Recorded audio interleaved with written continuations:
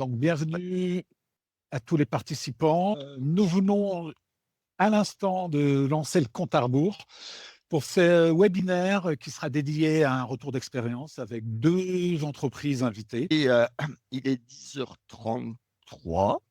Nous allons démarrer. Donc, en effet, 2 entreprises qui sont à côté de nous, là, vont raconter comment elles se sont fait cyberattaquer et comment elles ont réagi. Ce qui nous a paru très intéressant, c'est que c'est des contextes complètement différents, c'est des modes de réaction différents, c'est des scénarios et des temporalités différentes.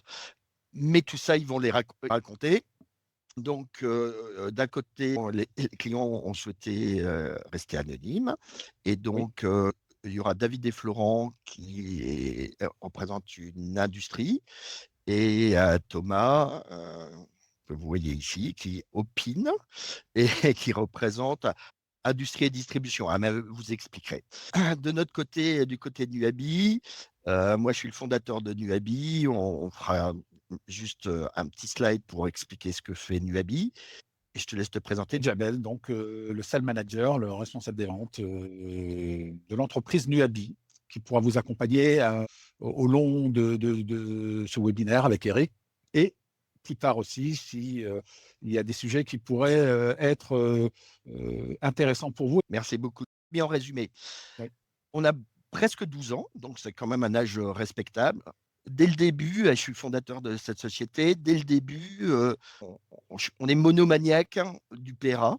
C'est notre seul métier, la cyber-résilience des entreprises hein, et le plan de reprise d'activité cloud. Alors, en 2014, pour être très franc, quand on a créé cette société en disant on va utiliser du cloud public pour faire du PRA, on nous prenait un peu pour des fous. Aujourd'hui, quand on écoute toutes les études de marché, le PRA cloud public est le modèle de cyber-résilience et de PRA qui se développe le plus rapidement dans le monde et notamment en Europe. Mais il y a 12 ans, c'était un peu à risque. Aujourd'hui, on protège plus de 2500 VM critiques et on a beaucoup de clients dans pas mal de domaines d'activité, dans le monde de la logistique, de la distribution, de la supply chain, de l'industrie. Mais on a aussi des gens dans le domaine de la santé, voilà, le domaine des collectivités. Donc, on couvre vraiment un vaste périmètre. Mais notre métier, c'est toujours de protéger le cœur d'activité et le cœur de métier du client et des applications, évidemment, les plus critiques pour les clients. Évidemment, donc on a des grosses volumétries de données. On va pas rentrer dans les sujets techniques, c'est pas du tout l'objectif d'aujourd'hui. C'est cette notion de PRA complètement managée, ce que les anglo-saxons appellent les fully managed. C'est que maintenir en condition opérationnelle un PRA, c'est un vrai métier et que la plupart des entreprises n'ont pas les ressources leur permettant de garantir que le jour où ils appuieront sur le bouton, comme l'ont fait les 2 entreprises qui sont là, eh ben, le PRA fonctionne. Donc, cette notion de PRA managé est vraiment pour nous un point fondamental parce que nous sommes le partenaire de votre cyber-résilience. On a des partenariats stratégiques avec 2 entreprises. Une première qui s'appelle Orange, puisqu'on est l'offre de référence d'Orange sur le PRA Cloud. Et puis le deuxième, c'est Deutsche Telekom. Depuis 2 ans, nous travaillons avec les Allemands sur cette partie, parce qu'il y a beaucoup de TI, etc. Dernier point, on est français. Ça, c'est l'ADN de Nuabi. On est français. On utilise des clouds souverains, non soumis au Cloud Act, non soumis au FISA Act. Et donc, cet ADN français-européen est fondamental dans l'ADN de la société de Nuabi. Je te laisse, Jamel, prendre la suite. Donc, l'idée, on va poser Oui. des questions à chacune des entreprises. Donc, on va poser 3-4 questions sur. On a 4 étapes, on va dire. La situation initiale avant la crise, l'activation de la crise et la gestion de la crise. Et puis, la reconstruction, le retour arrière, et puis les enseignements que ces 2 entreprises en ont tirés.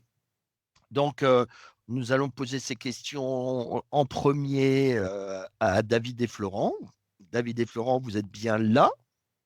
Oui, bonjour à tous, est-ce qu'on nous entend? Oui, On- on on- vous entend, d'accord. Alors, David et Florent, présentez-nous votre entreprise, votre secteur d'activité et vos rôles à chacun. Écoutez, nous, on est un groupe industriel donc, qui travaille dans le domaine de la fragrance en France et dans le monde. Donc, qui dit industrie dit bien sûr plusieurs usines en France et dans le monde. Donc, on a un très fort impact financier, industriel, d'image, un peu tout, si on se faisait attaquer. En fait. C'est assez important. Qui dit plusieurs types de production en France, dit il faut énormément de redondance, on va dire. Donc, il faut qu'on fasse bien attention à ça. Et donc, moi, je suis le responsable SI Bond, on va dire. Et donc, Florent, je te laisse te présenter. Bonjour à tous, donc moi Florent, je suis administrateur réseau système et sécurité et j'étais au cœur de l'attaque le jour J Plus. en 5 heures du matin. 7 heures du matin Ouais, très bien. sur l'attaque pour résoudre tout ça. On a un fort enjeu, effectivement, un fort enjeu opérationnel, puisque, comme je l'ai dit et tout à l'heure, qui dit usine de production, dit usine automatisée. On a des usines automatisées à 95%. Donc, la moindre micro-coupure ou quelque chose qui ne va pas fait que la continuité d'activité s'arrête. Et donc, voilà, c'est pour ça que nous sommes là, pour exprimer un peu ce qu'on a vécu à ce moment-là. Retour d'expérience. Donc, cette même question sera posée à Thomas. Alors, si tu pouvais présenter ton entreprise, ton secteur d'activité et le rôle au sein de cette entreprise. Avec plaisir. Je t'en Bonjour à tous, Thomas. Je suis le DSI d'une entreprise de fabrication et de distribution d'accessoires de téléphone au sens large du terme, puisque c'est tout ce qui va accessoiriser le téléphone sur la protection, l'énergie, l'audio et autres. Les enjeux business, c'est vraiment le maintien de tous nos SI, nous sommes interconnectés avec beaucoup de SI de nos clients pour différents services, dont des services de mise à disposition de catalogues, de bases tarifaires, de flux logistiques et autres. Donc, on a tous ces systèmes qui dialoguent en permanence avec nos clients. On a également le cœur du réacteur chez nous, c'est l'ERP, sans qui rien ne passe. C'est 65 personnes en chômage technique si on n'a pas de ERP. Et son cousin, c'est le WMS côté entrepôt logistique. Donc, j'ai toute cette partie-là. En fait, chez nous, c'est le cœur de l'activité et c'est le commerce avant tout. C'est le maintien de ces flux et de ces systèmes pour maintenir, si je puis dire, le business au global avec nos clients. Merci à toi, Thomas. On va passer maintenant à nouveau à David et Florent. Comment était organisé votre système d'information sur la partie applicative, critique, les dépendances majeures et les contraintes, je dirais, métiers spécifiques que vous avez au sein de votre entreprise? Alors, on est en train de faire un petit changement de PC parce qu'on avait des soucis avec le mien. Si à la limite le client numéro 2 peut répondre avant nous et nous derrière on D'accord. répond. Ce sont les joies du direct. Il n'y a pas de simulation. On va passer au sujet de. On en a parlé, Thomas, mais peut-être vous êtes un client relativement récent, d'accord? Ça fait combien de temps, Thomas? On va arriver à une petite année depuis D'accord. la mise en place du service, Donc, depuis la contractualisation. avant son anniversaire, vous avez été cyberattaqué. Oui. Ok. Donc la question c'était quel était votre niveau de préparation? Comment vous sentiez-vous avant cette attaque et puisque vous étiez quelque part un nouveau client? Alors, je vais répondre sur deux aspects. Plutôt l'approche politique de notre entreprise, qui est interne. Désolé, ça va un petit peu déborder par rapport au cadre des questions, mais ça va permettre de mieux contextualiser. C'est qu'on savait qu'il y avait des choses à faire de notre côté, qui sont plus liées on va dire, au suivi des bonnes pratiques que l'on connaît tous, mais qu'on n'ose pas, qu'on ne souhaite pas mettre en place parce qu'on sait qu'on va bouleverser, en tout cas provoquer un petit changement sur la plupart des employés dans l'entreprise dès qu'on va appliquer des mesures un peu plus drastiques. Il y a aussi le fait d'avoir contractualisé avec Nuabi. Je savais qu'on avait du coup des backups sur un certain nombre de systèmes. Et c'est là peut-être là la parenthèse, c'est que donc, oui, on se dit, on a des outils, on se dit, s'il nous arrive quelque chose, on sait qu'on a des outils et des moyens pour répondre. En revanche, ce qu'on n'imagine pas, c'est la façon dont ça se produit.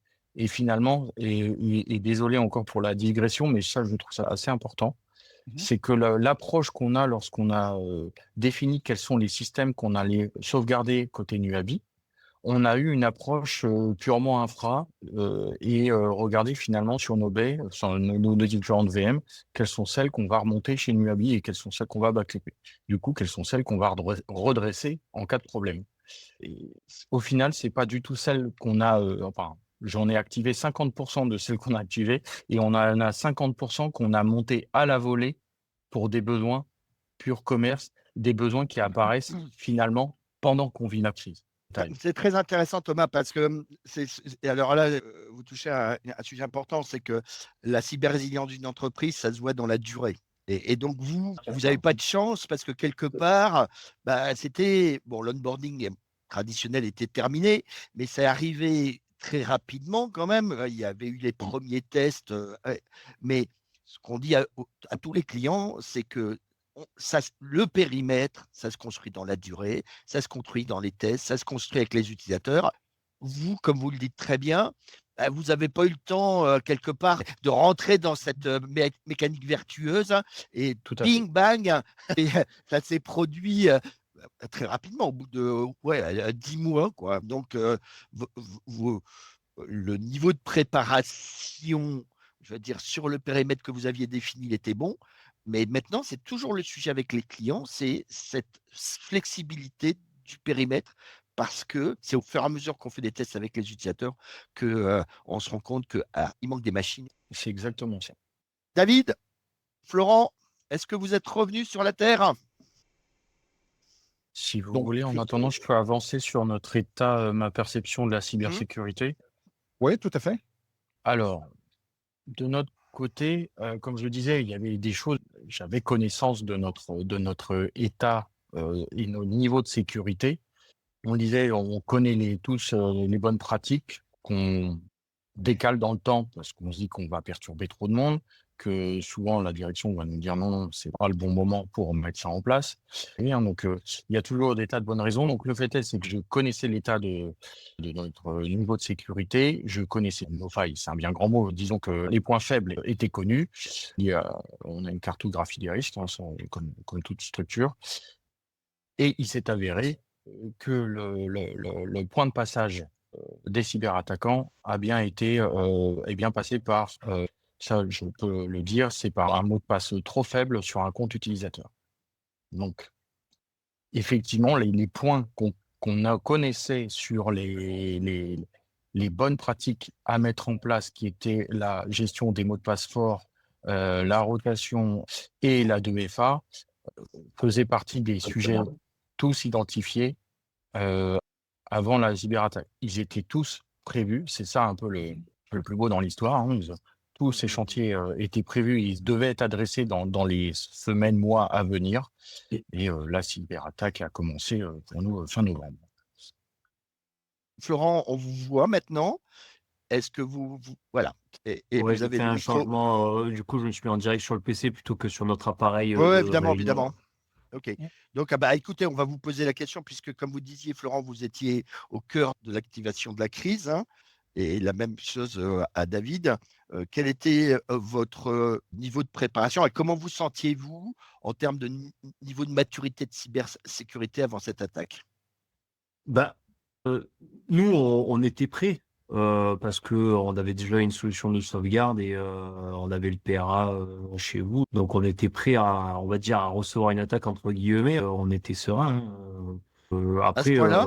bah oui, Pas serein. d'une certaine manière, du moment où nos serveurs sont sauvegardés, on sait qu'on a une solution de repli. Donc, d'une certaine manière, on est quand même serein si on voit une attaque. Mais oui, après, c'est sûr que pour une attaque, on n'est jamais serein au moment. David, vous voulez rajouter quelque chose à ce niveau Après, de effectivement, par rapport à ta sérénité? mission, Est-ce Dylan. que vous, en tant que DSI, vous étiez serein? Alors, serein, je dirais pas serein, on était un petit peu serein, on va dire, mais je dirais pas, je suis pas totalement du même avis que mon admin qui est ici présent, mais parce qu'on n'est jamais vraiment prêt, parce que effectivement, le PRA était prêt, le PRA était testé, on avait testé plusieurs possibilités, on va dire. Mais en l'occurrence, comment on s'est fait attaquer, ça, on ne l'avait pas testé. En l'occurrence, nous, c'était une attaque due à une inadvertance d'un autre administrateur système et réseau. Voilà, donc on n'avait pas pensé à ça. Après, oui, en revanche, on était serein sur le fait qu'on avait plusieurs solutions de sauvegarde immuables et non immuables. Vous, en l'occurrence, vous étiez notre bouée de secours immuable. Donc, c'est ça qui nous a permis de redémarrer rapidement. Après, côté niveau de maturité, on a une direction qui est assez férue, côté cyber, etc. Donc, effectivement, nous, on est une PME qui grandit vite. Donc, qui dit forte taux de croissance, dit il faut essayer de les suivre, faire un maintien en conditions opérationnelles, tout en gardant un budget SI assez restreint, on va dire. Mais c'est le rôle de tout DSI d'avoir un peu plus de budget chaque année, on va dire. Donc, effectivement, moi, serein, je l'étais, on va dire, à 50%. Mais je n'étais pas totalement serein parce qu'on n'avait pas encore mis toutes les sécurités et autres applicatifs dont on a à présent. Ok. Tout ça. On va continuer avec vous, David et Florent, sur Bien la sûr. partie la crise, hein, d'accord? Comment avez-vous découvert l'attaque?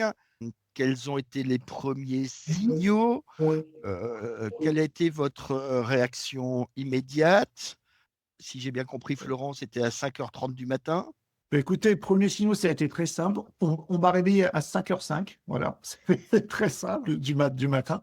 Parce que, comme je vous ai dit, on a différentes usines de production qui tournent en 24/7. Donc, lorsqu'il y a un incident majeur, hein, bien sûr, on m'appelle. Et il s'avère que je ne pouvais plus prendre la main à distance sur notre SI.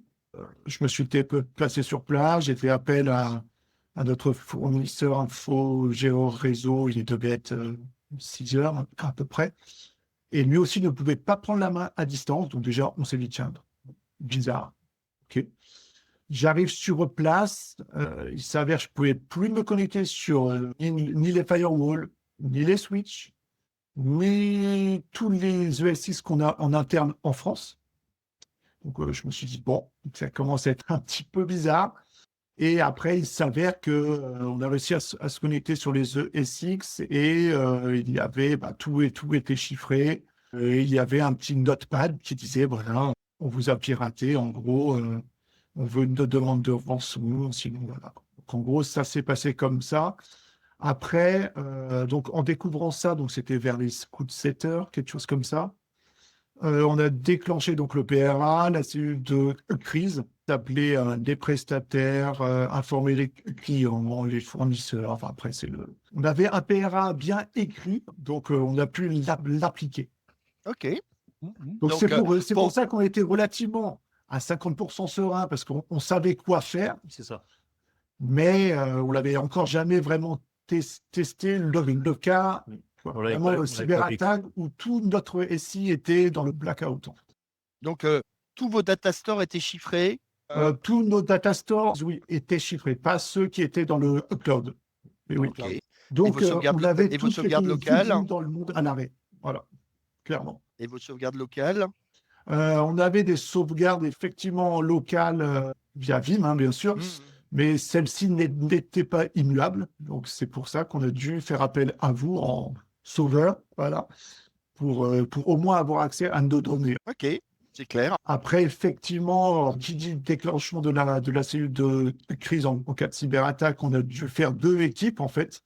Une équipe que moi, je pilotais sur la partie recherche et investigation, parce que qui dit cyberattaque dit il fallait que l'on sache par où ils étaient passés, comment ils étaient passés, s'ils étaient encore là, s'ils avaient mis des backdoors, etc. Et une équipe dont dirigeait Florent sur la partie, en fait, après, comment restaurer convenablement, etc. Ils se tenaient prêts avec vous et avec C'est d'autres ça. prestataires. Ils devaient se tenir prêts. Dès que moi, je donnais les go, ils pouvaient envoyer. C'est ça. Voilà. Toute la partie restauration des serveurs, des VM, des ESX, etc. On en Donc, reparlera dans On le en détail. parlera, bien oui, sûr. oui. Ouais. Merci beaucoup pour ce retour. Alors, vous, du côté de Thomas, ça a été très, très différent, hein. C'est-à-dire que c'était pas comme. Là, on peut dire que du côté David, c'était. J'ai plus accès à rien, donc help, help, help, hein. Moi, je me souviens, j'étais pas d'astreinte, mais c'est vous qui m'avez. C'est tombé sur mon téléphone à 8 heures. Je sais pas qui j'ai eu de vous. C'était Florent. Ah, d'accord. Florent. Vous étiez un peu stressé quand même, hein. Bah, bien sûr, après, on n'avait pas encore vécu une cyberattaque vraiment là. Bah, disons qu'on était stressé sur le fait qu'on avait toutes nos copies locales qui étaient verrouillées. Donc, Ouais, on bien. savait l'impact qu'il y avait après, quoi. Ouais. Quand Ça, on le vit, on ne fait jamais trop le fier. Hein, calme. Je suis bien d'accord avec vous. Thomas, vous pouvez vous parler de votre expérience et donc comment vous avez découvert l'attaque parce que la temporalité est très différente chez vous, hein. Oui, nous, la découverte de l'attaque, elle s'est faite par les outils de sécurité du S1 Darktrace et des alarmes qui ont commencé à popper le lundi matin. En plus, j'étais dans le bureau de la direction, on était avec tout le board pour faire un point. Et en plus des alarmes des mails qui commençaient à tomber, on a petit à petit perdu le Wi-Fi entreprise. Pareil, ensuite, un peu comme vous, pour le coup, les switches plus accessibles, et les VM non plus, quand le SX plus accessible. Donc là-dessus, on a des similitudes. Mais nous, ça a commencé par les alarmes. Et non, pas des alarmes que chez nous. Parce que chez nous, en fait, ils étaient en train de faire du déplacement latéral sur les filiales du groupe. Et ça a sonné de partout. Donc, j'ai les autres filiales qui se sont mis à m'appeler également. Là, on a activé une cellule de crise interne pour déjà comprendre ce qui se passe. J'ai mon admin 6 qui en faisant le tour des machines, a pu se connecter sur le DC2. Et là, en fait, en se connectant, il a récupéré la session en direct où le cyberattaquant était en train de se connecter. Il a sorti de la session. Évidemment, il s'est refait bannir après. Mais donc, c'est comme ça qu'on a découvert la chose le lundi matin en présence de presque tout le monde. C'était assez. Faut le vivre. Et la réalité de la chose, c'est qu'en fait, la cyberattaque a réellement commencé le samedi matin, donc 2 jours avant, pendant le week-end, par l'intermédiaire d'une connexion utilisateur et une connexion qui n'a pas levé d'alarme puisque connexion légitime au travers d'une identité reconnue et au travers, je peux le dire, au travers aussi du VPN. Parce qu'à l'époque, on n'était pas en authentification SAML, c'est notre AD qui portait l'authentification du VPN. Raté, dommage pour nous. C'est clair. Donc, dans votre contexte, c'est très différent parce que donc, ça a commencé le week-end. Lundi, vous prenez conscience qu'il y a quelque chose qui ne se passe pas bien. Mais là, vous n'avez pas activé le PRA le lundi matin. Qu'est-ce qui fait que, pourquoi vous avez, je me souviens plus trop, hein, Thomas, mais je crois que c'est 2 jours plus tard, vous avez dit. À peu près exactement, le mercredi midi, je vous ai fait le mail. Le pourquoi, alors c'est que dans la suite des événements, c'est le lundi en toute fin de matinée, midi, quasi entre midi et 13h. Là, je prends la décision, je vais dans les baies, je débranche toutes les je me mets sous cloche. Je débranche les câbles, uniquement. Ok, comme l'Internet. Exactement. Donc les 3 sources qu'on avait, je débranche tout et je me mets sous cloche. Évidemment, côté direction, ça c'est un peu de vague. Hein. Je peux pas le nier. Le lendemain, pourquoi? Parce qu'on le temps de comprendre, on déclenche aussi de mon côté un micro-SOC qui sont intervenus dès le lundi matin. Et ensuite, on a fait appel à une société de cyber qui va rentrer dans un process. Il y a toujours des temps incompressibles de mise en place. Le mardi, c'est passé. Et en fait, le mercredi matin, avec un point avec mon patron, sa demande était simple. C'est de me dire, Thomas, On ne peut pas rester coupé 3 semaines. Il faut me trouver une solution pour reprendre le business. Voilà. La réunion a duré 35 secondes et je suis ressorti et je savais quoi faire. Alors, je savais en partie quoi faire parce que, comme je le disais tout à l'heure, j'ai fait le mail à l'UABI pour déclencher le PRA. On a monté nos premières cellules. On a remonté les premières machines. Il y a quand même 2 sujets qui sont relativement importants dans ce qu'on a vécu. Le point 1, c'est que l'ERP, j'avais une sauvegarde full qui passait le dimanche. Donc, lundi matin, c'était pas déconnant. Sauf qu'entre-temps, vu que tous nos systèmes sont interconnectés, j'avais déjà des commandes qui étaient passées. Donc, au sens ERP du terme, j'avais déjà des transactions qui étaient intervenues dans le système. Et là, j'ai fait un point avec les équipes en interne. On s'est dit, est-ce qu'on a moyen de rejouer simplement le delta des transactions entre l'état de sauvegarde du dimanche et l'état du lundi midi? Et du SQL, temps de rejouer, mais c'est faisable sur des volumétries, on va dire, qu'on va appeler faibles. Dès qu'on a de la volumétrie importante, je vais pas dire impossible, mais ça l'est Très presque. lourd, très lourd. Donc là, j'ai pris une décision qui est un risque que j'ai pris en mon âme et conscience, et les outils Nuabi m'ont aidé à modérer ce risque. C'est que j'ai récupéré mon dernier backup sur mon infra on-prem que je venais d'éteindre. Je ne connaissais pas encore, on n'avait pas passé encore d'analyse de l'agence de cyber. Donc, il passe la phase de forensic avec la remontée de tout ce qui est les logs, les traces des cyberattaquants pour faire effectuer leur forensic. Ensuite, ils nous font passer un hunter qui va détecter, nettoyer la machine. Donc, j'ai récupéré ce backup SQL bien en amont de ces phases-là, puisque je l'ai récupéré 2 jours après. Et c'est là où j'ai validé avec les équipes Nuabi, qui ont été plutôt rassurantes, qui ont répondu toujours présentes. Le backup, même s'il est vérolé, s'il y a un chiffrement, s'il y a encore des malwares et des backdoors dessus, on le remonte sur un environnement isolé. Il est totalement isolé, il y a 0 entrée-sortie. Donc, je me suis dit, là, je peux, entre guillemets, du coup, prendre ce risque mesuré, récupérer mon backup SQL, le remonter par un système. Alors là, ça a été un petit peu folklorique, mais ça s'est fait quand même. Remonter la sauvegarde SQL qui fait plusieurs gigas sur l'instance Nuabi, ce qu'on va appeler la bulle sécurisée. Et on a pu voir qu'il n'y avait rien. Et parce qu'effectivement, la plupart des cyberattaques aujourd'hui recherchent exclusivement les serveurs de fichiers. Et dans leur process, ils vont, si on peut appeler ça un process, dans leur procédure d'attaque, ils vont identifier les serveurs de backup de fichiers, les chiffrer. Une fois que les serveurs de backup sont chiffrés, ils vont chiffrer la prod, mais que les serveurs de fichiers. Or, nous, dans notre contexte, les serveurs de fichiers, j'aurais pu m'en passer. De toute façon, la règle d'or, c'est ne jamais payer. Donc, c'était de facto, on se serait passé des serveurs de fichiers, on les aurait reconstruits. Pour la petite histoire, on a trouvé les binaires de chiffrement, donc ils étaient prêts à nous chiffrer au moment où on s'est débranché le lundi midi. Donc ça, le premier point, c'était le risque que j'ai pris en remontant ce backup, dont je ne savais pas l'état d'un point de vue cyber. Grâce aux outils, on est en environnement isolé, on a pu voir que finalement, le backup était propre, il n'y avait rien eu sur cette partie-là, sur cette VM. Le deuxième point, comme je le disais tout à l'heure, c'est le périmètre. On avait remonté dans notre périmètre, qui est plus petit, et je crois qu'on a mis 6 ou 8 VM dans le périmètre Nuabi. On en a remonté 4. Et en fait, il y en a 2 que je leur ai dit, celle-là, en fait, réellement, j'en ai pas besoin, puisque la demande de mon patron, c'était de faire du business. OK, donc il me faut l'ERP. Et au final, c'était là ce qu'on discutait tout à l'heure, Eric. Enfin, la discussion amorcée tout à l'heure. Il nous faut quoi réellement pour continuer à tourner?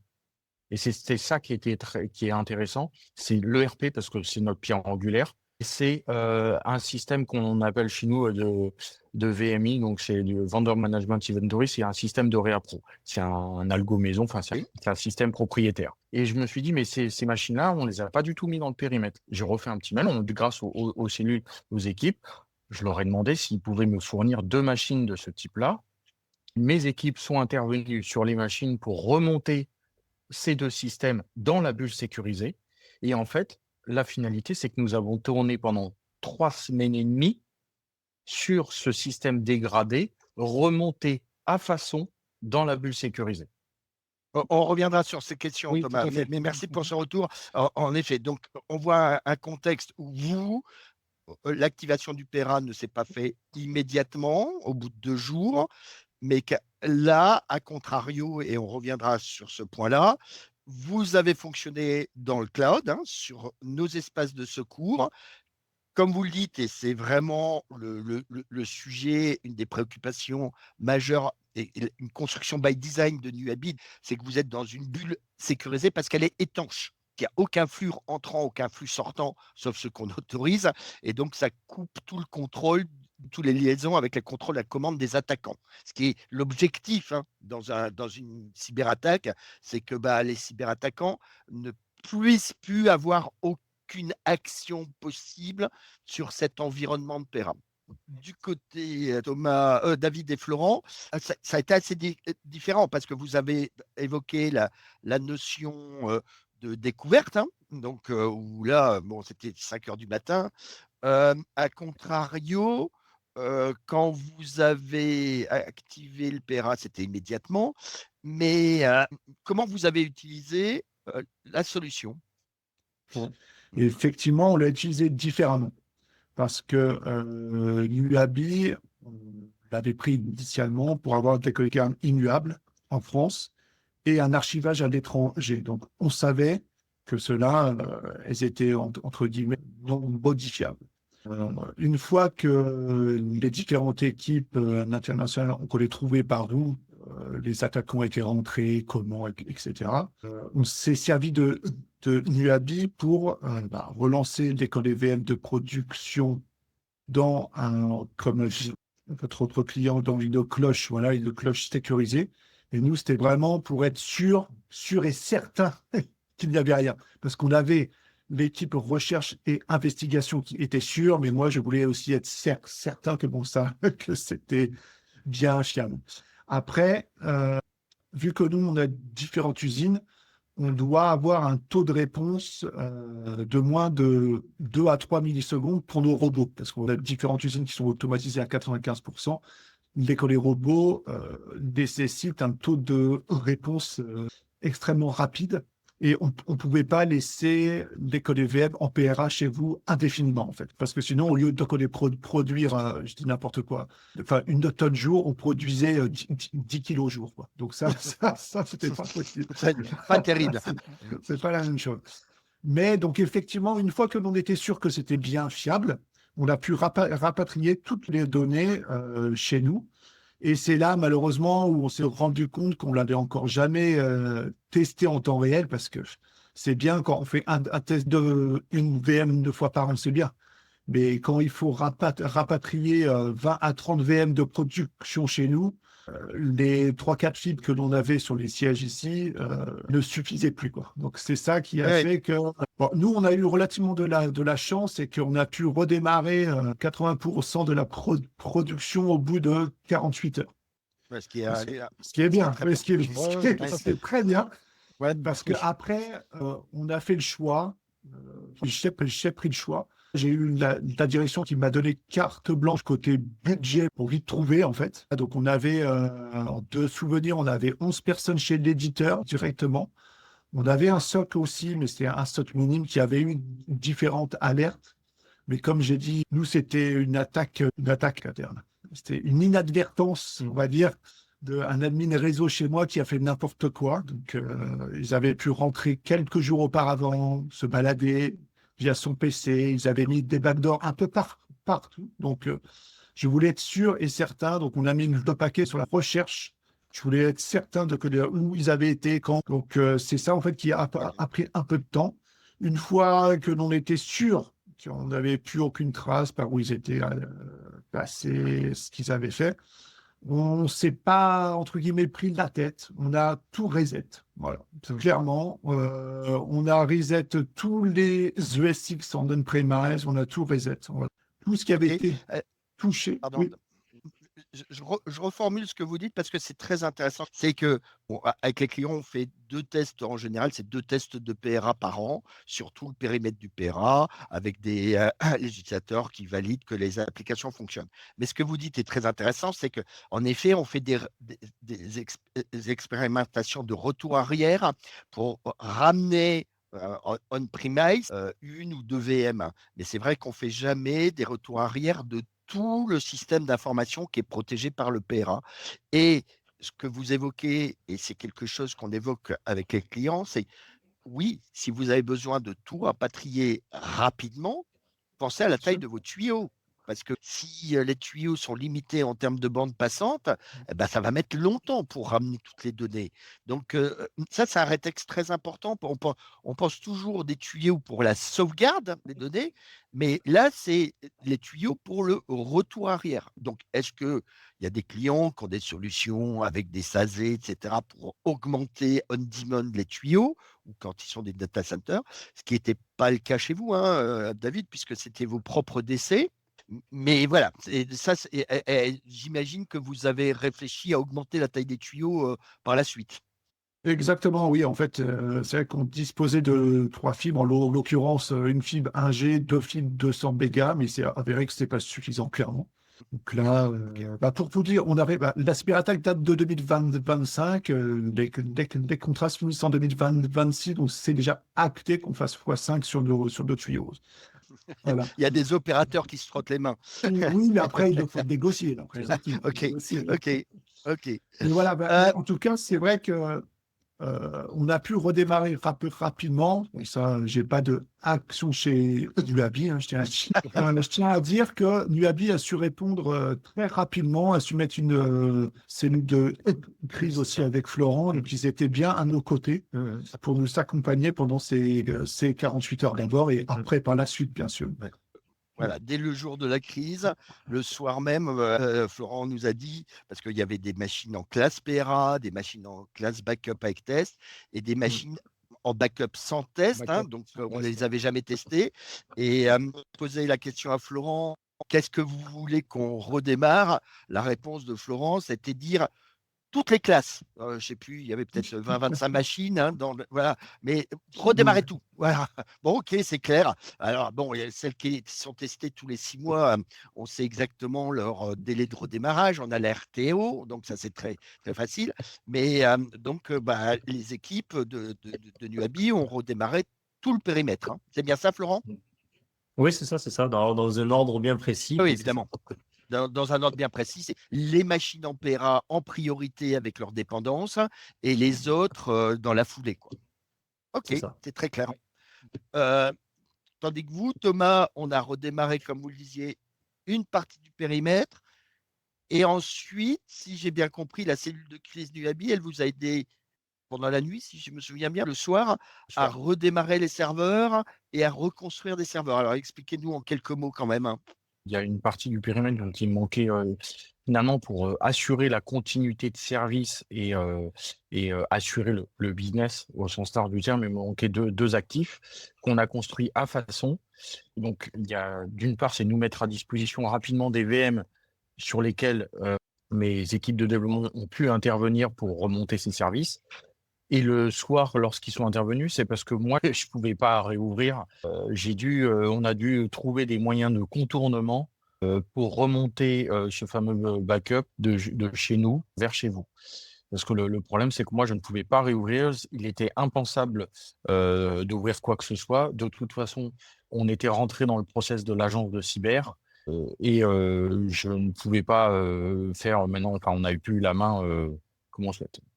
Voilà, l'agence de cyber, quand on souscrit avec eux, ils nous disent, en gros, il y a 7-8 jours de forensic incompressible. Et ensuite, il y a la phase de reconstruction. En réalité, c'est plutôt une phase dite de nettoyage et de mise en place de toutes les règles de sécurité sur lesquelles on était, entre guillemets, en défaut ou on était plus trop léger. Et ça a pris 15 jours, presque 3 semaines. Donc, et ce qui explique que vous êtes resté entre 3 et 4 semaines dans cette bulle sécurisée de PRA chez Nuabi. Tout à fait. Parce que de là, je ne pouvais pas sortir du process. C'est C'est un peu, on leur doit aux agences de cyber un peu la rigueur allemande. C'est on rentre, on commence, puis après on suit, hein. Ça déroule les étapes. On peut pas trop en sortir. C'est forensic, ils récupèrent les traces. Ensuite, on nettoie, on applique toutes les règles de sécurité, on fait des rotations des clés KRBGT et compagnie, et on suit. Et, enfin, je suis désolé pour les détails techniques, mais ça fait partie de leur liste. Pareil sur le tenant Microsoft et ainsi de suite, on déroule. Et toute la mise à jour aussi de nos firewalls. On a des Fortinet, on les met à jour, après enfin déjà on les écrase, on les met à jour, on les reconstruit, on met à jour toutes les règles, tout est passé en revue. Donc c'est intéressant, Ok. c'est même très utile. Finalement, c'est plutôt l'effet positif de la cyberattaque, c'est que je pense qu'on a fait un bon x4 ou x5 en termes de sécurité, mais du coup c'est long. C'est long parce que nous, il était impensable de nettoyer en 48 heures. Surtout dans le monde, une fois qu'on est pris par une agence de cyber, on est pris en main par l'agence de cyber, c'est pas du tout dans leur process. Et c'est là Alors, où c'est c'est intéressant. Ouais. intéressant les différentes expériences, hein, puisque donc de votre côté, David, Florent, quelque part, j'ai l'impression que c'est vous qui avez eu la main sur le tempo. Vous n'étiez pas contraint par un tiers, quoi, quelque part. Exactement. En fait, j'étais au courant de ce délai bloquant si on prenait une de cyberassurance. Oui, on a été pas mal rapprochés, en fait. Mais nous, qui dit contexte industriel avec un ERP assez ancien, en fait, on a un ERP maison. Si on signait avec ces assurances, on va dire, il y avait plein de petits attention, mais s'il y a ça, s'il y a ça, s'il y a ça, s'il y a ça. Donc on s'est dit de façon, il y a un avantage, oui, mais il y a un inconvénient. Voilà, c'est que si on avait fait appel à une cyber, si on avait souscrit une de cyber, on aurait été également bloqué. Or, nous, j'insiste sur le contexte, on ne peut pas être bloqué. Enfin, vous me direz, personne ne peut être bloqué, mais nous, on a un incident directement dans le monde sur toutes nos usines. Donc, il a été fait le choix, voilà, on a pris ce risque de ne pas prendre une assurance pour l'instant. Je dis bien parce que là, on va y réfléchir sur 2026 avec notre nouvelle ERP. Mais pour aussi faire appel aux prestataires cyber, réseau, etc., sauvegarde que l'on veut, et réagir plus vite, en fait. En fait, nous, c'est vraiment dans la réactivité, on se doit de réagir vite. Donc, Quel que soit le coût, en fait, financier après. Voilà. ouais. Donc ça, c'est très intéressant comme retour d'expérience. Ça veut dire que vous avez un contexte industriel que vous avez expliqué, c'est-à-dire que si les machines redémarraient dans le cloud, vous aviez une latence entre ces machines industrielles et vos lignes de production. Vous avez besoin de 3 millisecondes. 3 millisecondes, on ne sait pas le faire d'un lien de niveau 3, s'il y a un tunnel IPsec, etc. Donc, dans votre contexte, il fallait avoir cette bulle sécurisée, avoir la garantie que ces machines, que ces serveurs étaient 100% propres, nettoyer tout en local et redémarrer en local. Exactement, c'est ça. Parce que pour information, oui, chez nous, ils avaient mis 2 backdoors. Voilà. Et quelques jours auparavant, donc on devait redémarrer d'abord chez vous avec une sauvegarde, je crois que c'est la veille ou l'avant. Ouais, la veille, oui, c'était la veille. Voilà. Et on devait faire du ménage, etc. Donc c'est vrai qu'on s'est servi de ça on s'est servi de vous pour une sorte de bac à sable, en fait. Ouais, c'est clair. C'est cette notion de bulle sécurisée dans laquelle vont s'inscrire des experts. C'est comme ça qu'on travaille avec nos partenaires. Mais ça veut dire quand même, je note, et c'est un retour d'expérience intéressant, que si vous aviez eu les contraintes de Thomas, qui quelque part a donné à un moment à son agence cyber le tempo de redémarrage, comme vous le disiez, vous seriez passé de 1 tonne de vos fragrances à 10 kilos ou 1 kilo. Donc ça, c'est dans un contexte de scénario de cyber, ce sujet de est-ce que je peux redémarrer en local ou est-ce que je ne peux pas redémarrer en local, c'est quelque chose que l'on travaille beaucoup avec tous nos clients parce qu'il n'y a pas un contexte d'entreprise qui est identique. Donc tous les contextes sont différents. Donc la notion de cyber-résilience, et ça on insiste beaucoup, c'est pas que le sujet de redémarrer des VM, c'est le sujet de reconnecter le SI à des utilisateurs. Je pense que Thomas, vous allez en parler plus tard derrière, et de reconnecter le système d'information à un système qui soit industriel, d'IoT, etc. Et ça, c'est fondamental. Donc, merci pour ces 2 retours d'expérience qui montrent bien des différences d'approche par des différences de contraintes business, quoi. Donc, le retour arrière, Thomas, ouais, déjà, vous n'avez pas parlé le mode de fonctionnement. Comment ça s'est passé sur la connectivité? Comment les utilisateurs ont continué à travailler en confiance sur le système qui a redémarré dans le cloud? Alors, bah, oui, je voulais juste faire une petite parenthèse. Effectivement, nous aussi, j'ai une plus petite équipe et on n'a pas les compétences en interne. Je préfère aussi le dire et être honnête, hein, avec ça. On n'a pas les compétences en interne pour effectuer la recherche chez nous des éventuels backdoors.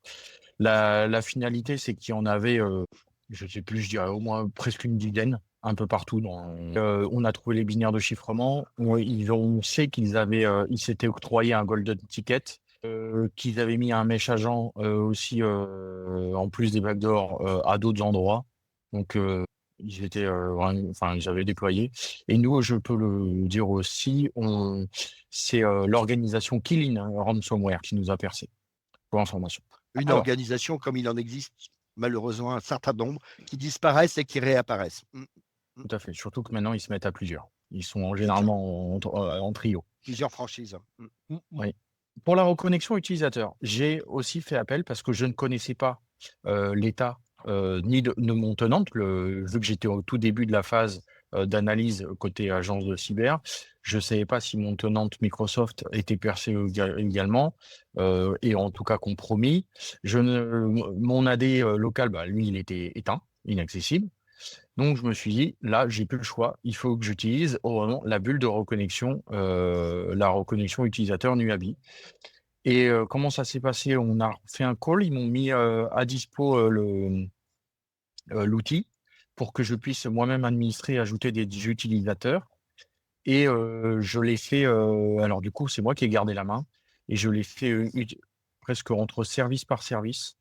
D'abord, la partie, tout ce qui va être administration des ventes pour les reconnecter à l'ERP et reprendre. Et ensuite, ça a été le service approvisionnement. Pour expliquer, parce que les participants ne connaissent pas cette notion de bulle sécurisée et de connexion sécurisée. Peut-être Makeda, tu peux en dire 2 mots.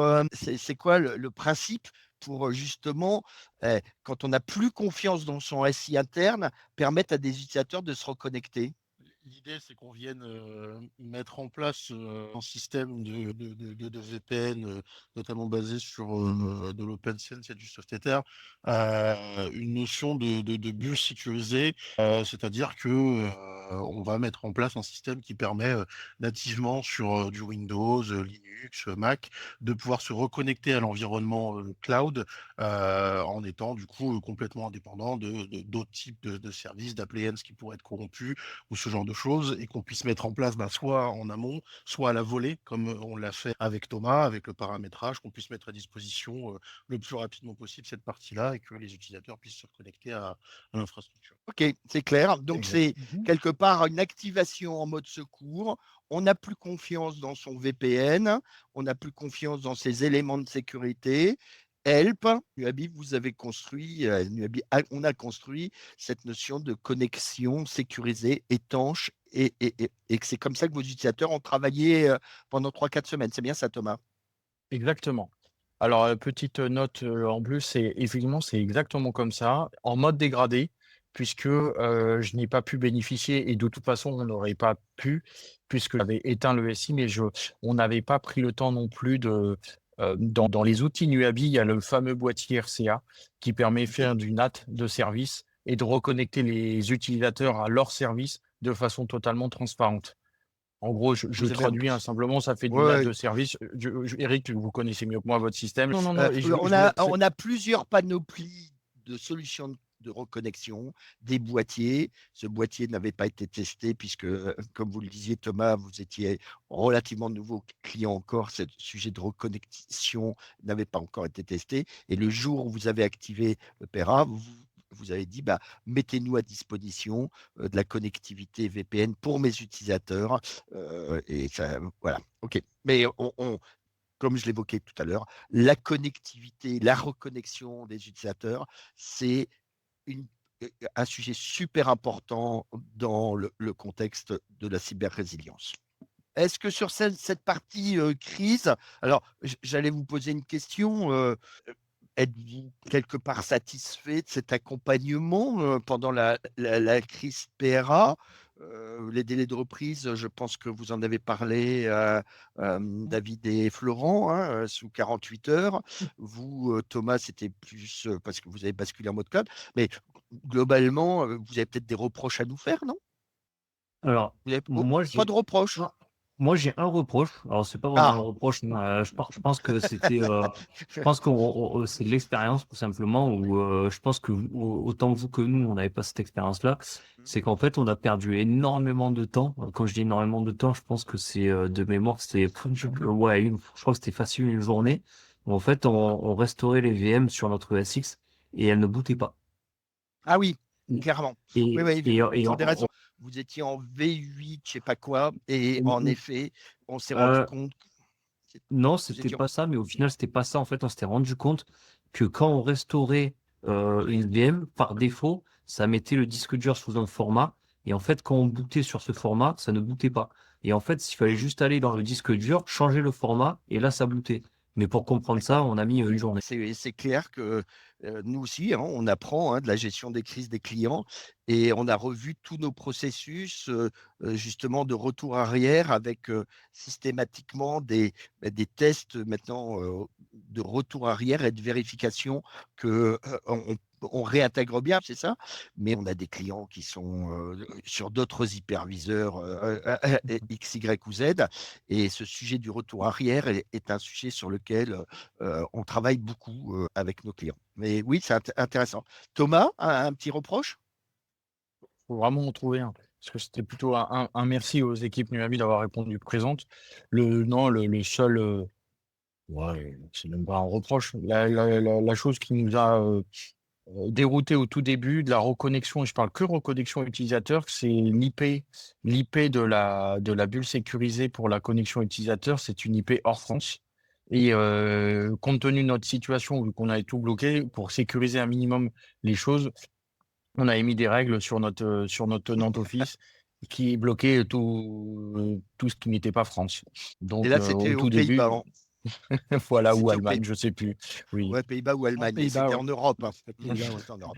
Merci pour cette transparence, parce que c'est aussi les expériences qu'on a avec les clients qui nous font travailler, grandir, améliorer notre service et de faire que notre service est aujourd'hui apprécié par tous nos clients. OK, maintenant, on va revenir à la partie 3. Voilà, OK. on y est. Donc la reconstruction, et ses enseignements. Donc après, vous avez plus ou moins répondu, Thomas, David, Florence, sur ces sujets-là, mais je vais vous reposer la question pour David et Florent. Combien de temps a duré la reconstruction complète de votre SI? Écoutez, à 80%, on avait tout remonté. Donc, nous, la cyberattaque était le mardi matin. Vous voyez, c'était un peu atypique déjà, le mardi matin. On a pu remonter le jeudi midi. En gros, voilà, donc Ouais, 2 jours et demi, on avait 80% des sites qui étaient remontés. C'est ça. Et les 20% restants, en fait, c'était un choix qu'on avait pris avec le président directeur général, que l'on pouvait attendre un peu plus. Voilà. En gros, parce qu'effectivement, on n'a pas une grande équipe également aussi. Hein. Donc, il fallait que l'on priorisait. On est un groupe, donc tu avais les entités qui produisaient beaucoup, les entités qui produisent un peu moins. L'entité qui produit un peu moins a dû attendre. Clairement, c'est ça. C'était le business. clairement, parce que voilà, après, voilà, l'impact financier, d'un côté, on a un impact financier parce qu'on a fait appel, bien sûr, aux prestataires, on a l'impact financier sur les arrêts de prod, humains, etc. Mais dans notre business model, on va dire, on a eu entre guillemets de la chance parce que le coût financier, en fait, il a été juste décalé. C'est-à-dire que, pour tout vous dire, cette année, on a fait la plus forte croissance groupe. Donc, on n'a pas eu d'impact financier. Ça a juste Ah, c'est été bien. décalé de 2 à 3 jours, en fait. Voilà, clairement. Oui, Donc, c'est la l'impact notion financier, de décalage de chiffre d'affaires versus perte de exactement. chiffre d'affaires. Clair. Et Ouais, donc, ça, on c'est a eu des frais plus conséquents, normal. Ça, après, on le sait. Mais des pertes financières, vraiment du chiffre d'affaires pur, non. En tout cas, on n'en a pas eu, clairement pas. Et vous, Thomas, de Ouais. votre côté? Alors là, ça va être c'est assez rigolo. On va avoir à peu près une similitude aussi. Sur le mois de décembre, on a fait notre plus gros chiffre de l'année et on a rattrapé notre retard, que ce soit en CA ou en marge, le tout en tournant sur un système de secours en mode dégradé avec des équipes réduites, puisque je n'ai pas rebranché la totalité des 60 personnes, évidemment, qui travaillent sur le RP, sur le système de secours. On a travaillé avec moins de 20 personnes et on a fait le plus gros mois sur décembre en travaillant sur le système de secours. Donc au final, pas de perte financière, bien au contraire.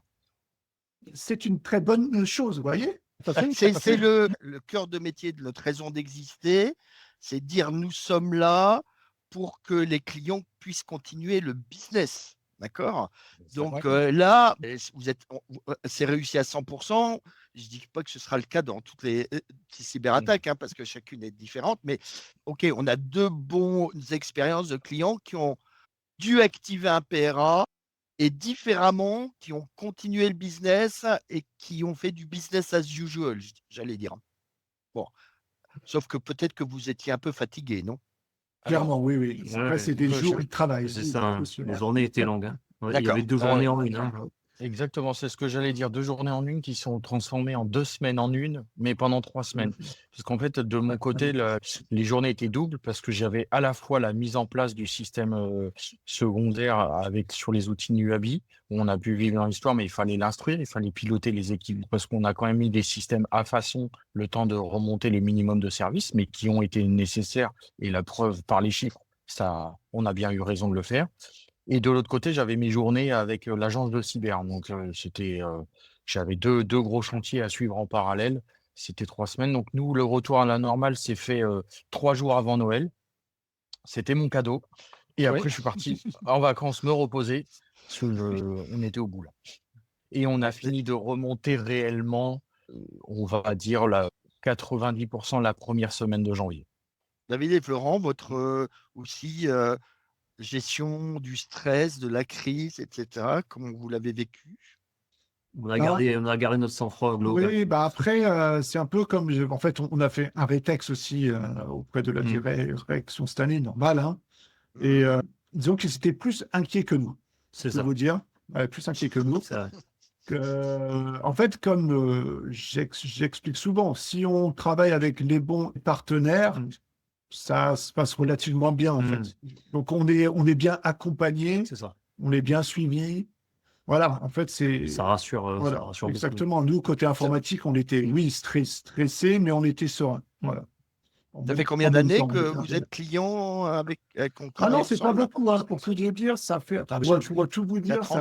Ah non, non, ça fait 3 ans. Je pense que moi, 3 ans.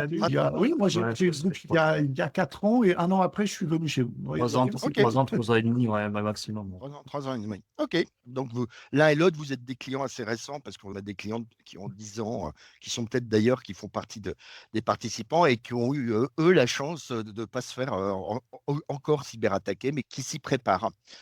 Avec le recul, quel message voudrez-vous adresser à vos... Il y avait 25 et une vingtaine de participants, à DSI ou à un dirigeant qui pense que un PRA, ça ne sert à rien et ça n'arrive qu'aux Ouais. autres?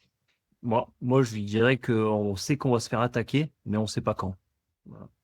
Oui, donc c'est important. Enfin, on le sait tous, hein. De toute façon, c'est des recommandations aussi de l'ANSI, les normes NIS2. Enfin, ça, tout le monde le sait, quoi. Donc, c'est vrai qu'un PRA est important. Il faut bien le tester, pas que dans le cloud, voilà, en ce qui nous concerne. Il faut le tester en interne, sur tout rapatriement cloud interne. et surtout bien se faire accompagner, bien prévoir aussi contractuellement le déclenchement de tel et tel prestataire qui soit intégré à la cellule de crise, etc. Bah, je pense qu'en fait, ce qu'il faudrait qu'ils comprennent, si une personne est un peu sceptique à prendre ce genre de solution, c'est qu'il faut qu'il comprenne qu'il va forcément se faire attaquer un jour, ou du moins il faut qu'il se prépare dans sa tête et dans son SI à se dire qu'il va se faire attaquer et qu'il prépare tout ce système de solutions le jour où ça arrivera, parce que ça arrivera. Bien sûr. Après, ce qu'il faut comprendre aussi, alors, il y a une très bonne nouvelle. Après, je pense que Thomas aussi a le même avis que moi, ça, on verra, mais malheureusement et aussi heureusement, quand on se fait cyber-attaquer, bizarrement, on a plus de budget après. Donc, c'est malheureux, mais c'est heureux. Enfin, c'est bien aussi parce que maintenant, dû à ça, on a une sécurité qui est nettement supérieure avec un stock amélioré, avec scanner de vulnérabilité, avec des bastions. Enfin, voilà, donc on a pu sa direction et c'est s'enrichir des bons outils. Voilà. Exactement. Donc, après, il n'y a pas que les outils, bien sûr. Parce que, par exemple, moi, en l'occurrence, c'était une erreur humaine interne. Donc, il n'y a pas que les outils aussi. Les collaborateurs doivent être bien formés, être bien sensibilisés, bien sûr. Donc c'était un bonheur dans un malheur, on va dire. Un mal pour un bien. Voilà, exactement. Donc après, Thomas? Alors, moi, le retour sous forme aussi un peu de conseils, c'est déjà par rapport à notre périmètre, notre expérience, c'est ne pas hésiter à mettre en place toutes les bonnes pratiques et les recommandations de l'ANSSI, de la CNIL. Effectivement, c'est devenu un peu la référence. Ne pas hésiter à mettre en place, même si ça secoue, même si ça frotte un peu auprès des employés et de la direction. Entourer des bons outils, des bons partenaires tels que le PRA Manager, avec un petit focus sur l'approche, qu'est-ce que je vais mettre dans mon PRA, l'approche infra versus l'approche finalement business. Qu'est-ce que j'ai besoin quand quand j'ai tout éteint, ce qui était notre cas, hein, j'ai complètement éteint le SI de notre entreprise pendant 3 semaines. De quoi j'ai besoin pour tourner? Et c'est plutôt ça qui, finalement, il faut se poser les bonnes questions et avec la flexibilité qui va bien des outils Nuabi.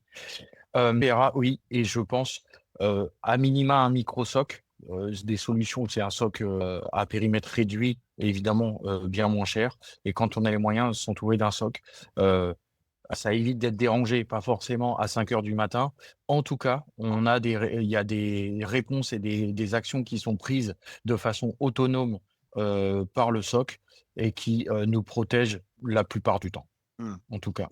Là, je disais à l'équipe ce matin, bon, il y a un assureur connu en France qui s'appelle Stoic, qui dit le nombre de cyberattaques a augmenté de 150% en 2025. C'est quand même des chiffres assez impressionnants, hein, 150%. Et évidemment, ils disent qu'à peu près 10% de leurs clients ont déposé des dossiers liés à des cyberattaques. Donc, bon, c'est malheureux, hein, parce que c'est pas un plaisir pour personne, mais ce sujet des cyberattaques augmentées par l'IA, etc., quoi, on est en plein dedans, ça va peut-être même augmenter. Donc oui. Je vais poser une dernière question. Vous avez revu le périmètre de ce que vous allez protéger une fois que la crise a été passée? Alors, en ce qui nous concerne, effectivement, on a mis nettement plus de que les serveurs chez vous en sauvegarde immuable, avec un archivage à l'étranger. On a pris aussi un autre outil, mais c'est un outil en local qu'on envoie dans différents DC qui fait aussi la même chose, mais uniquement en France, et c'est nous en fait qui les gérons. Donc vous êtes notre, comme initialement, vous êtes notre bouée de secours, hein. Notre ultime bouée, on va dire. Mais on a effectivement, auparavant, on sauvegardait chez vous que la production. Et maintenant, on sauvegarde la production et les tests pour être sûr de ne rien perdre. Thomas? Oui, alors c'est en cours et à double titre, parce que déjà, lié à l'expérience qu'on a vécue, on s'est aperçu qu'il fallait quand même remonter d'autres machines finalement. Et deuxièmement, parce que j'ai aussi engagé d'autres travaux, je me sépare de une partie de mon infra on-prem pour la mettre en cloud. Et là, ce qui va mener lieu à forcément à une revue du périmètre de ce qui va être sauvegardé chez vous. J'en profite aussi dans les leçons tirées, le mal pour un bien, il y en a eu deux, qui est forcément le côté chiffre. Mais c'est le côté, comme je le disais tout à l'heure, le bon. le mal pour un bien, de notre côté, ça a été aussi le bon en termes de niveau de sécurité chez nous au global. Comme je le disais, à l'issue de ces 3 semaines, par l'accompagnement de l'agence de cyber, par tout ce qu'on aurait dû faire mais qu'on n'avait pas fait en temps et en heure, aujourd'hui peut être vu et, à mon sens, doit être vu comme c'est un mal pour un bien. Puisque, in fine, par chance, on n'a pas été chiffré. Je pense que ça s'est joué au quart d'heure ou à la demi-heure. Enfin, on était sur une temporalité comme ça au moment où on les a interrompus. Au quart d'heure, hein. Et c'est ce qu'on dit Mm. toujours, hein, dans une cyberattaque, c'est que c'est une course contre le temps, hein. Ok. Exactement. Alors, nous, dans notre malheur, on va dire, effectivement, on a vraiment été chiffrés. Et pour répondre juste à la question de Vincent Roméas, toutes nos sauvegardes, en l'occurrence à l'époque, ont été chiffrées. Clairement. Elles étaient mortes. Elles étaient mortes. C'est pour ça qu'on a fait appel à Nuabi. C'est comme vous le disiez, alors c'est cette notion d'étanchéité, invisibilité, immutabilité qui sont super importants. C'est que le pirate, il va avoir les sauvegardes locales, il va se dire je vais les détruire. Les sauvegardes distantes, mais qui sont connectées au SI local, il va vouloir les détruire. Il va vouloir détruire évidemment toutes vos data stores, etc. Et ben, nous sommes là justement pour pouvoir redémarrer quand tout ça s'est attaqué. Je voulais juste dire un point, c'est parce que Ah vous bon. êtes présent aussi, parce que vous pouvez répondre à la norme en 3-2, 1-1-0, je crois maintenant, Ouais, absolument. la règle d'or. Et c'est vrai que nous, maintenant, dû à cette cyberattaque, par exemple, on est plus sur du 4. Maintenant, on a 3 solutions de sauvegarde différentes, enfin, 3 technologies justement différentes dues à l'attaque que l'on a eue. Donc, on a dû aussi augmenter notre périmètre technique Sauvegarde. et financier, bien sûr, concernant les sauvegardes, mais on a vraiment grandement étendu le périmètre chez Nuabi, parce que c'est quand même vous qui nous avez sauvés côté production. C'est l'ADN de Nuabi, c'est de sauver les clients. Thomas, est-ce qu'on vous Bien a sûr. sauvé aussi? Bah, clairement, oui. Pendant 3 semaines, on était chez vous. On approche de la fin de ce webinaire. Merci beaucoup. Il y a peut-être des questions dans les participants. N'hésitez pas à intervenir, à poser des questions en live. On va faire un prochain webinaire parce que vous en avez parlé, David. C'est Nice 2, l'impact, la réglementation Nice 2. Hein, ça va être pas loin de 25 000 entreprises en France qui vont être soumises à Nice 2. Et c'est là les impacts de cette réglementation sur les politiques de sauvegarde. On commence à avoir une bonne vision des exigences de l'ANSSI sur les sauvegardes et sur le PRA. Donc, ça, ce sera très intéressant. On va pouvoir rentrer dans le concret parce qu'il y a eu beaucoup de choses dites sur Nice 2 qui étaient assez politiques, on va dire, pour faire gentil. Et là, on pourra rentrer dans le détail. Et puis, sachez aussi que Nuabi a une société sœur qui s'appelle Saibi, qui a une nouvelle solution de sauvegarde, nouvelle génération extrêmement performante, dont on parlera dans un nouveau webinaire, parce qu'on pense aussi que il faut de nouveaux outils et de nouvelles solutions. La plupart des solutions de sauvegarde ont été conçues à une période où on était centré sur les hyperviseurs et la sauvegarde locale. Et on voit de plus en plus de clients qui sont sur l'hybridation de leur système d'information. Thomas, vous en parliez, de l'hybridation, comment avoir une politique commune dans un système hybridé et comment avoir des performances, y compris financières, importantes quand on va faire de la sauvegarde et des durées de rétention longues. Voilà. Donc, c'est un gros enjeu des prochaines années par rapport à ce sujet de cyber-résilience, c'est de transformer les politiques de sauvegarde. Question très intéressante. Je ne sais pas si vous pouvez répondre, surtout David. Quels ont été les vecteurs d'attaque? Est-ce que vous pouvez être plus précis? Vous avez parlé d'un sysadmin. Est-ce que vous avez le droit ou pas d'être plus précis? Si on peut appeler ça un vecteur, c'est plutôt, en gros, De l'inattention. une embauche a fait en sorte qu'il diffuse nos 400 mots de passe au collège cyber attaquant Akira. Voilà, en l'occurrence. Voilà, en gros, c'est ça. D'accord. C'était un logiciel installé par un sysadmin qui a Exactement. trouvé. Ouais. D'accord. En Oui. fait, il a téléchargé un logiciel malveillant sur un mauvais site. Alors, on parle bien d'un admin réseau. Hein.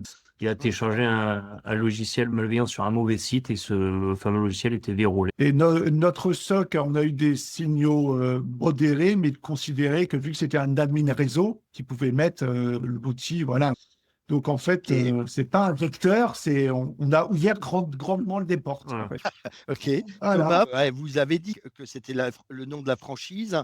Maintenant, Mhm. est-ce que vous savez très clairement, ils sont passés par un utilisateur, ils ont trouvé un utilisateur et ils sont passés par le VPN pour accéder au SI, c'est ça? Exactement.